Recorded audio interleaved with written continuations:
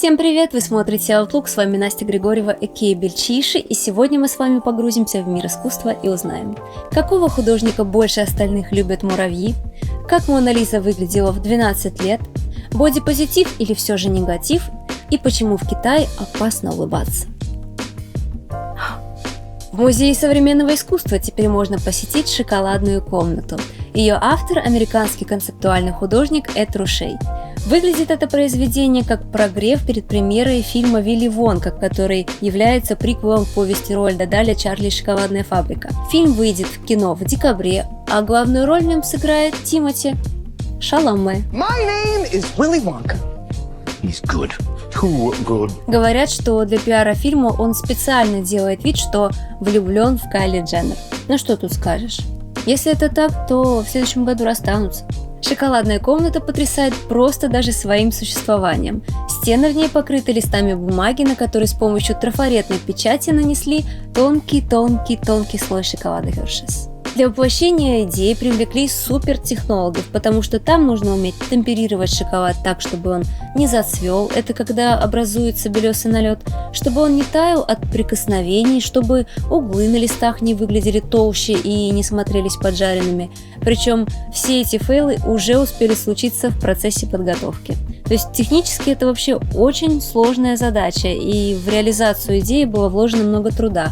А в комментариях тем временем все по классике. Война и мир. Но больше война. Конечно же, появляются люди, которые вспоминают о голодающих детях в Африке. На что им парируют, что конкретно из-за этой работы никто голодным не остался. И вообще, кто кормит голодных шоколадом? Ау, это углеводы и жир. Доходит даже до обсуждения макроэкономики и экзистенциальных проблем. Спрашивают, а откуда же вот эти какао-бабау?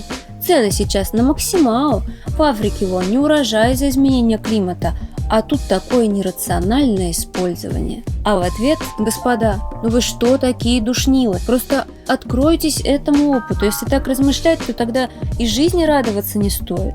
Не ходите тогда в рестораны, не слушайте музыку, не носите красивую одежду, не смотрите кино. Все, что приносит нам удовольствие, все, что красиво, зачастую по сути своей, бесполезно. Часто эти споры доходят до перехода на личности и ни к чему полезному не приводят. В итоге те, кому, казалось бы, есть что сказать, вообще перестают что-либо объяснять, а другие не хотят вникать. Хотя, чтобы поддерживать разговор об искусстве, все равно придется в нем разобраться. Почитать книги, посмотреть работы, поизучать историю, как и в любой другой сфере. Это как, например, «Игру престолов» не с первой, а с какой-нибудь третьей серии 8 сезона начинать смотреть. Кто такие белые ходаки?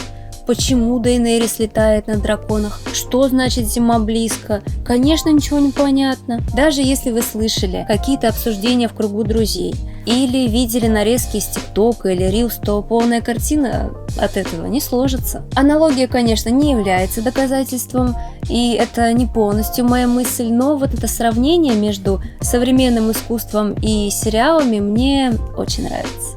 В чем же смысл шоколадной комнаты? Прежде всего, в нетрадиционном использовании материалов для создания произведений искусства. Шоколадная комната – это результат эволюции мысли Эда Рушей, потому что до этого был пройден путь концептуальный. Сначала Рушей вообще просто писал слова, потом изображал их в виде того, что они обозначают. Помимо шоколада он экспериментировал и с другими органическими веществами, но не с такими, какие обычно художникам приписывают. Кетчуп, острый соус, табак.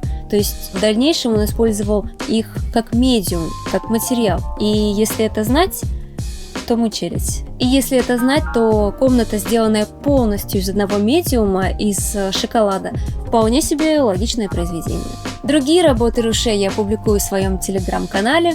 Заглядывайте, не стесняйтесь. Сейчас, возможно, это уже не производит такого особого впечатления, потому что все мы уже пресыщены, избалованы тоннами концепций, которые были когда-то придуманы. И на эту тему у Рушей есть работа с надписью о том, что самые классные идеи у нас украли наши предшественники.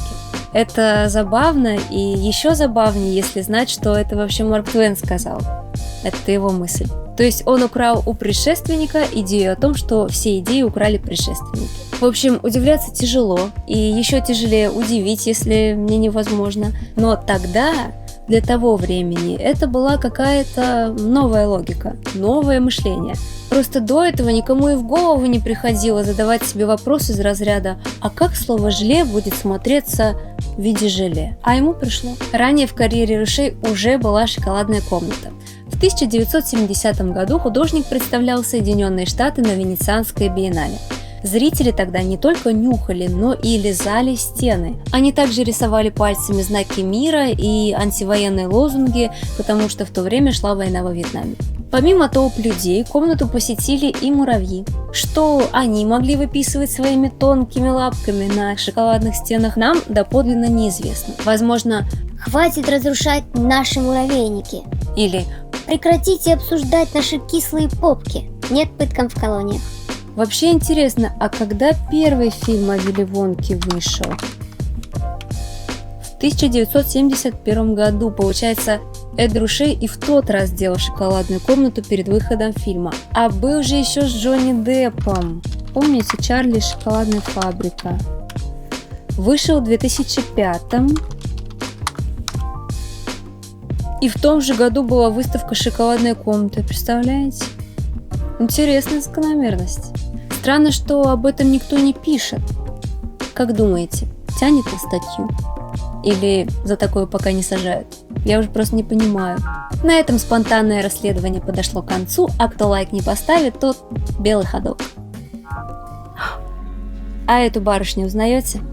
Улыбка не кажется загадочной? Это Мона Лиза в 12 лет. По крайней мере, так ее представлял колумбийский художник Фернандо Ботеро. Выглядит так, как будто на фабрике Вилли Вонки она ни в чем себе не отказывала. Впервые портрет выставляли в Музее современного искусства в 60-х, благодаря чему Ботеро стал известен широкому кругу зрителей, хотя тогда такой стиль был совсем не в тему, потому что модным считался абстрактный экспрессионизм. Для этого направления был характерен отказ от объема, а Ботеро поставил именно объем на первое место, и персонажей своих он называл не толстыми, а объемными. Со временем на его картинах появилась Мона Лиза и в привычном нам возрасте, а также целая серия работ с омажами к классическому искусству. У него даже подсолнухи Ван Гога толстые. Объемные. Помимо бытовых сюжетов с милыми и добродушными героями, у Ботеро есть работы, которые затрагивают и социальные проблемы. В 2005 году он создал знаменитую серию картин, изображающих пытки, которые применялись американскими солдатами в иракской тюрьме, а также политические беспорядки в его родной Колумбии. Образы Ботеро, как правило, не нравятся арт-критикам. Один критик, например, как-то пришел на его выставку и сказал, что его тошнит, как будто он на пляже никогда не был. А вот зрители такое любят, и, возможно, это связано с тем, что они подсознательно ассоциируют себя с этими образами. Я даже как-то встречала мнение, что Ботеро предвосхитил первую волну бодипозитива. Она появилась еще в конце 60-х и изначально была связана именно с принятием полноты. Сейчас бодипозитив в самых позитивных формулировках – это движение, которое нацелено на то, чтобы люди научились принимать себя, независимо от пола, расы, веса, наличия волос, увечий, акне и прочего, и не поддавались на общественное мнение, которое навязывает зачастую просто недостижимые какие-то стандарты красоты. Сам Ботеро не ассоциировал себя с этим движением, чего не скажешь о Дженни Севилл, потому что принятие себя и других – это прям основа ее творчества. Эта художница изображает на своих полотнах тела, которые далеки от идеала.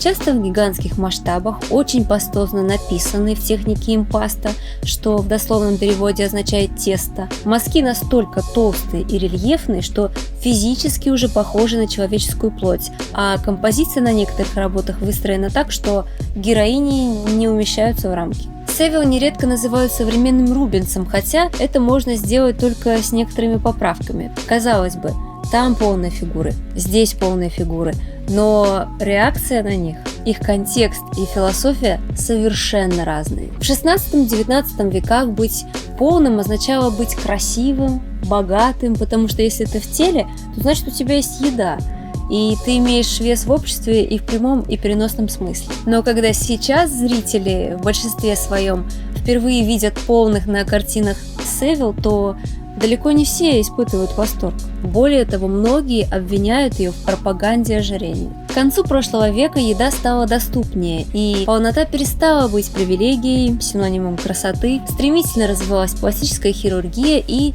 стал формироваться культ стройного тела. И в итоге он был доведен до такого абсурда, что мы все с вами сейчас знаем, что такое анорексия, что такое булимия. И с другой стороны, люди, которые не вписывались в эти новые стандарты красоты, они набирали еще больше вес, потому что переживали по этому поводу. Ну и какое искусство мы хотели получить после всего этого? Джейни Севилл утверждает, что устраивает встряску тем, кто зациклен на эстетике стройного тела. В ответ на одну крайность мы получаем от нее другую. То есть как бы художница видит большую белую плоть в шортах и футболках на улицах, художница эту плоть изображает. Помимо корпулентных фигур, Севилл нередко изображает жертв пластической хирургии и делает акцент на недостатках на лице в виде прыщей, неровностей и шрамов. Она изучает фотографии тел пациента до, во время и после операций, а также после аварий и катастроф. Сюда бы еще лица после похода к косметологам добавить. Они же всегда такие: на бал хоть завтра, а ты такая потом заживающим лицом еще неделю ходишь, встречи переносишь. В 1994 году в лондонской галерее Саачи впервые показывали триптих Севилл «Стратегия». И тогда ее очень тронуло количество людей, которые написали ей, что они впервые увидели на холсте кого-то похожего на себя. В 2018 году на аукционе Сотбис ее автопортрет продали за рекордную сумму, что подарило ей статус одной из самых дорогих современных художниц. А за 3 года до этого продали похожую работу только уже Люсьена Фрейда, социальная смотрительница СПИД. И Севилл вообще считают наследницей его живописи и живописи Фрэнсиса Бэкона. Проблема бодипозитива в том, что он стал очень широким понятием. Проблема бодипозитива в том, что он стал очень широким понятием, и как движение он тоже очень неоднородный. Некоторые его участники просто настолько уже стали радикальными и ударились в крайности, что появился скини-шейминг, например. Это когда хейтят худых и стройных, хотя, казалось бы, мы же и всех из себя принимаем, правильно? Мне бы очень хотелось подчеркнуть, что крайность и категоричность не делают нашу жизнь лучше. И бодипозитив – это не индульгенция на лень. Это совершенно не значит, что все, нельзя теперь за собой следить, так живем. Нет, если вы хотите поменять конституцию, вы всегда можете это сделать. Это также не призыв забить на свое здоровье, это больше о том, чтобы мы перестали ненавидеть свое тело из-за каких-то недостатков и в идеале перестали уже унижать других людей. Yes! Yes! No. Кто комментарий напишет, тот... Да и ладно, я всех принимаю. Вот говорят, что смех продлевает жизнь, но бывают случаи, когда для жизни он становится опасным. Известного китайского художника Юэ Минзюня требуют отменить националистически настроенные интернет-пользователи, которые обвинили его в оскорблении страны и дискредитации армии.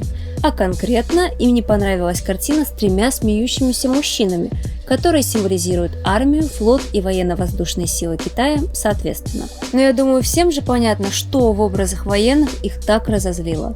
Да то, что они черти, да то, что они топлес. Популярным и заодно миллионером Минзюня сделал именно образ с гипертрофированной улыбкой и зажмуренными глазами. Может показаться, что этот художник высмеивает стереотип о том, что все азиаты на одно лицо. Но нет. Все эти персонажи его автопортрет, то есть он постоянно делает копии себя, а копировать у китайцев, как известно, хорошо получается. Этот стереотип он не опровергает, а художественно переосмысливает.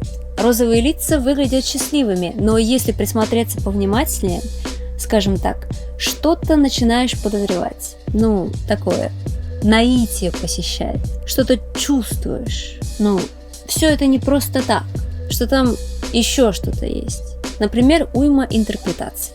Это может быть так называемый сардонический смех. Этот термин миру подарили древние греки, он означает смех в момент гибели или смех жертвы. В контексте буддизма это отсылка к смеющемуся Будде, который обладает знанием о будущем. Он призывает быть оптимистом и смеяться в лицо реальности, несмотря на беспомощность. Если же обращаться к истории Китая, то стоит вспомнить картины в стиле соцреализма и пропагандистские плакаты времен культурной революции. На них, как правило, были изображены счастливые, смеющиеся люди, хотя в реальности там было совсем не до смеха. В период культурной революции Мао Цзэдун призывал уничтожить 4 пережитка. Старые идеи, старую культуру, старые обычаи и старые привычки.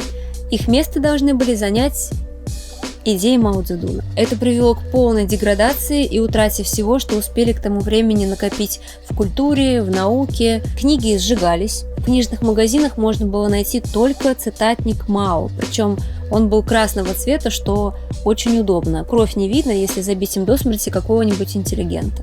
И это делал народ, который придумал книгопечатание. В театрах можно было показывать только те спектакли, которые ставила жена Мао Цзэдуна. Фильмы, песни, искусство все тоже искоренили, только танец оставили, в котором хвалили Мао Цзэдуна. Учителей выгоняли из квартир, а людей, которые транслировали какие-то западные, либеральные ценности, подвергали репрессиям и отправляли в трудовые лагеря, чтобы те стали как шелковые. В ответ на эти исторические события и соцреализм, который был при Мао очень популярен со всем этим голубым небом, красными флагами и прочим, возникло целое направление нового китайского современного искусства, которое называется циничный реализм. Именно к нему Минзюня зачастую и относят. Считается, что циничный реализм намеренно искажает реальность, противостоит абсурдным действиям и безумию властей и использует иронию. Это когда что-то утверждается, а в виду имеется совершенно противоположное. Вот, например, одна из картин Минзюня. Она была продана на аукционе Сотбис в 2007 году и стала на тот момент самым дорогим произведением современного китайского искусства. Она называется «Казнь» и якобы была создана как реакция на вооруженное подавление протестов в 1989 году. Хотя, если присмотреться повнимательнее, то чему там художник противостоит? Какое тут безумие? Есть, конечно, недостающие элементы, но воображение же само достраивает пазл. Всем же понятно, что это музыкант. То, что на первом плане играет на саксофоне, остальные на скрипках. Все в порядке. Одни играют, другие танцуют. Все счастливы. И мы счастливы. Кто еще не подписался, тому желаю подписаться. А кто уже подписан, тот все понял. Нихао. Даже не знаю, как комментировать такие скульптуры интересные, современные.